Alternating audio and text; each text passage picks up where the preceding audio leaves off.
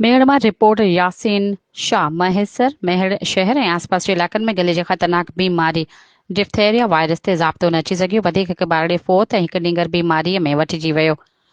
मेहड़ भरिसां ॻोठ कंडो वाह में पुरित आसिफ सोलंकी जे ॿिनि वरियनि जे मासूम नियाणी जन्नत सोलंकी गले जे बीमारी सबबि काज़ी आरिफ जी निजी अस्पताल में फौत थी वई आहे। मेहड़ शहर जे शफ़ी मोहम्मद कॉलोनी में एजाज खोसो जे 8 वरियनि जो पुटु आज़ान खोसो बीमारी में वठिजी वियो। हालत गणती जोगी हुजण करे लाड़काना अस्पताल बाद दादू कराची अस्पताल ॾांहुं मुंतक़िल कयो पियो वञे। डिफ्थेरिया गले जी बीमारी सबबि 10 ॾींहनि में फोती ॿारनि जो अंग वधी 7 थी वियो आहे, जॾहिं त बीमारी में मुब्तला थियल ॿारनि जो अंग 4 थी वियो आहे। मेहड़ शहर जे पुटा मोहल्ला शफ़ी मोहम्मद कॉलोनी घाड़ी रोड ॻोठ अंबार ॻोठ कंडोवाह ऐं ॿियनि इलाक़नि में ॿारनि में गले जी ख़तरनाक बीमारी पखिड़िजी वई आहे।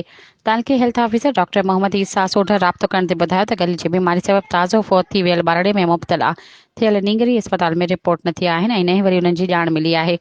मेहर में वधंदड़ गले जी बीमारी डिफ्थेरिया वायरस जे पखिड़िजण सबबि फौत ऐं बीमारी में मुब्तला थियल ॿारनि वारनि वाक़िअनि बाबति सिहत खाते जे एपीआई जे प्रोजेक्ट डायरेक्टर सीनियर डॉक्टर राजकुमार पारां ऑफिसरनि ख़िलाफ़ कार्रवाई करण बजाए टुका हणंदड़नि 3 ॼणनि vaccinator supervisor Ali Gauhar Maksi, assistant supervisor vaccinator Jamshed Sahul ऐं वैक्सीनेटर मोहम्मद असलम झतियाल ख़िलाफ़ कार्रवाई कंदे मेहड़ मां ट्रांसफर करे हैदराबाद पीडी ऑफिस में रिपोर्ट करण जो हुकुम ॾेई छॾियो आहे।